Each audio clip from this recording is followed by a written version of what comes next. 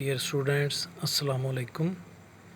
Computer में हम Boolean algebra के बारे में पढ़ रहे हैं और हमने पढ़ा है प्रोपोज़िशन क्या होती है और उसकी ट्रूथ वैल्यू क्या होती है। आज हम मज़ीद थोड़ा आगे पढ़ेंगे कि लॉजिकल ऑपरेटर्स क्या होते हैं। बूलियन अलजबरा में 3 लॉजिकल ऑपरेटर्स एंड और नॉट इस्तेमाल होते हैं। तो सबसे पहले देखते हैं कि लॉजिकल ऑपरेटर्स हैं क्या। ऑपरेटर्स का मतलब है कि जिसके ज़रिए हम कोई ऑपरेशन यानी कोई काम करते हैं। अगर हम मैथमेटिक्स में देखें तो उसमें प्लस, माइनस, मल्टीप्लिकेशन, डिवीजन ये हमारे ऑपरेटर्स हैं। इसके ज़रिए अगर प्लस का साइन हो कहीं पे तो हमें मालूम होता है कि इसको हमने ऐड करना है। माइनस का ऑपरेटर हो तो हमें पता होता है कि हमने इसको सब्ट्रैक्ट करना है। इसी तरीके से बूलियन अलजबरा चूँकि लॉजिक का अलजबरा है तो इसमें लॉजिकल ऑपरेटर्स होते हैं। जिस तरह मैथमेटिक्स में प्लस, माइनस, मल्टीप्लाई और डिवीजन होते हैं, इसी तरह लॉजिकल ऑपरेटर्स एंड, और नॉट हैं। इनको हम डिटेल में समझने से पहले हम ये देखते हैं कि बूलियन अलजबरा में हमने उस दिन भी थोड़ा सा डिस्कस किया था कि हम प्रोपोज़िशन पे बात करते हैं। प्रोपोज़िशन जो है वो एक स्टेटमेंट होती है या एक सेंटेंस होता है, लॉजिकल सेंटेंस या लॉजिकल स्टेटमेंट होती है। हम सिंपल लॉजिकल स्टेटमेंट्स को जोड़कर, दो या दो से ज़्यादा लॉजिकल स्टेटमेंट्स को जोड़ के हम कॉम्प्लेक्स स्टेटमेंट भी यानी कॉम्प्लेक्स प्रोपोज़िशन भी बना सकते हैं। उसने मिसाल दी है यहाँ पे, number 1 today is Monday and number 2 I am in school. ये दो प्रोपोज़िशंस हैं।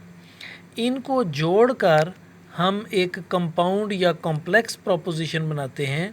Today is Monday and I am in school, यानी दोनों जुमलों को हमने एंड के ज़रिए से जोड़ दिया, तो ये बन गई एक कंपाउंड प्रोपोज़िशन। तो इसकी ट्रूथ वैल्यू कंपाउंड प्रोपोज़िशन की डिपेंड करती है कि कौन सी प्रोपोज़िशन किस हद तक दुरुस्त है, कि दोनों इंडिविजुअल जो प्रोपोज़िशंस हैं उनकी वैल्यू, ट्रूथ वैल्यू क्या है। इन दोनों प्रोपोज़िशंस को एंड के ज़रिए जोड़ा गया है। तो हम ये देखते हैं कि एंड ऑपरेटर क्या है और इसके साथ साथ हम देखते हैं कि और या नॉट ऑपरेटर्स क्या हैं। अब हम देखते हैं एंड ऑपरेटर। एंड ऑपरेटर क्या है कि अगर हम दो प्रोपोज़िशंस को या दो से ज़्यादा प्रोपोज़िशंस को एंड ऑपरेटर के ज़रिए जोड़ें तो इनका रिज़ल्ट उस सूरत में ट्रू होगा जबकि तमाम प्रोपोज़िशंस ट्रू होंगी। अगर इनमें से दो या दो से ज़्यादा जितनी भी प्रोपोज़िशन हमने जोड़ी हैं एंड ऑपरेटर के ज़रिए, अगर उनमें से एक प्रोपोज़िशन भी ट्रू नहीं होगी, फॉल्स होगी, तो इसका रिज़ल्ट फॉल्स होगा। तो इसको हम डॉट के ज़रिए ज़ाहिर करते हैं। इसका सिंबल है डॉट, और हम इसको लिख सकते हैं कि P एंड Q को, जैसे P एंड Q यानी एक प्रोपोज़िशन P है, फ़र्ज़ कर लें टुडे इज़ मंडे, ये प्रोपोज़िशन है P, और आई एम इन स्कूल ये प्रोपोज़िशन है Q। तो हम इसको today is Monday and I am in school को लिख सकते हैं P एंड Q, और इसको हम सिंबल के ज़रिए एंड को ज़ाहिर कर सकते हैं P डॉट Q। तो इसका मतलब P एंड Q। इसको हम मज़ीद समझते हैं एक डायग्राम के ज़रिए, कि फ़र्ज़ करें कि ये एक डायग्राम है, एक सर्किट है कि जिसमें दो स्विचेज़ हैं A और B, और ये हमारा बल्ब है। तो हमें मालूम है कि ये बल्ब उस वक्त रोशन होगा जब ये सर्किट कंप्लीट होगा, और सर्किट उस सूरत में कंप्लीट होगा जब ये दोनों स्विच ऑन होंगे। तो यानी अगर A एंड B यानी दोनों ट्रू होंगे तो फिर हमारा बल्ब जो है वो रोशन होगा। दोनों ट्रू मीन दोनों वन का मतलब होता है ऑन, तो 0 का मतलब होता है ऑफ। तो दोनों A भी 1 होगा और B भी 1 होगा, तो हमारा रिज़ल्ट 1 होगा। अगर इनमें से एक भी ज़ीरो होगा यानी ऑफ होगा तो हमारा बल्ब रोशन नहीं होगा। तो इसका मतलब एक भी की भी वैल्यू ज़ीरो होगी तो बल्ब हमारा रोशन नहीं होगा। अब हम आगे देखते हैं और ऑपरेटर। और ऑपरेटर को हम प्लस के साइन से ज़ाहिर करते हैं और इसमें जितनी भी हमने प्रोपोजिशन दो या दो से ज़्यादा प्रोपोजिशंस को ऐड किया हो, जोड़ा हो एक कॉम्प्लेक्स प्रोपोजिशन बनाने के लिए, तो उनमें से कोई एक वैल्यू भी, कोई एक प्रोपोजिशन भी अगर ट्रू होगी तो हमारा रिज़ल्ट ट्रू होगा, और अगर सारी की सारी वैल्यूज़ फॉल्स होंगी तो रिज़ल्ट फॉल्स होगा, और अगर एक भी वैल्यू ट्रू होगी तो रिज़ल्ट ट्रू होगा। तो इसको हम प्लस के साइन से ज़ाहिर करते हैं।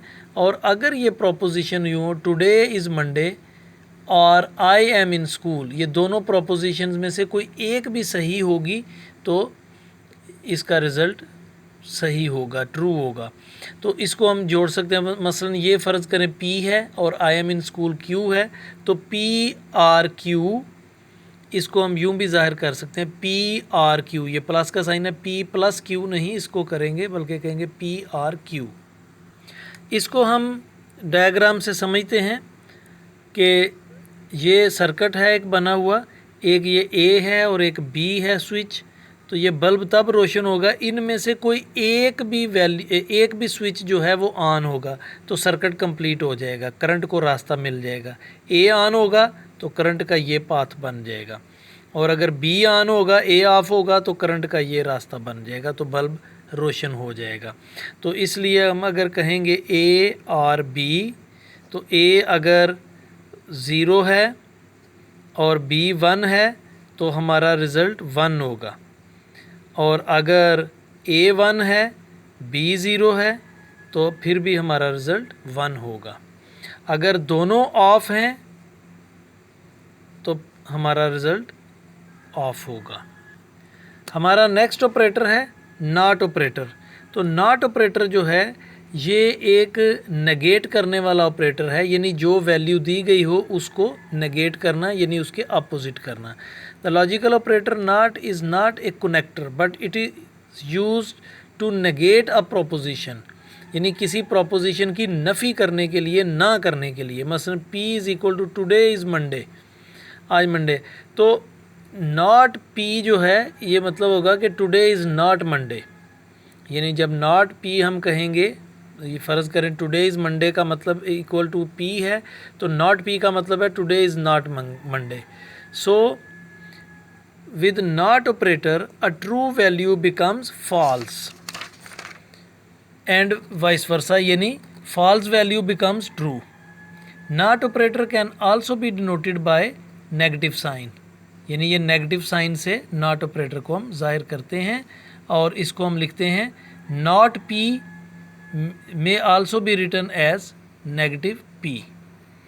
तो ये आज का लेक्चर था, और अभी हम देखते हैं होमवर्क।